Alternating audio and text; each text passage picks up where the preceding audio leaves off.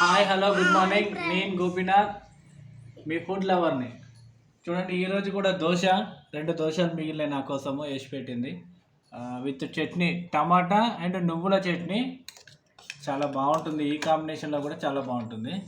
నిన్ననేమో only టమాటా చట్నీ, టమాటా పచ్చిమిర్చి. And curry వచ్చేసి చిక్కుడుకాయ. యాక్చువల్లీ చిక్కుడుకాయలో మెంతం వేస్తే చాలా బాగుంటుంది, కానీ ఈసారి మెంతం దొరకలేదు, ఓన్లీ చిక్కుడుకాయ టమాటా.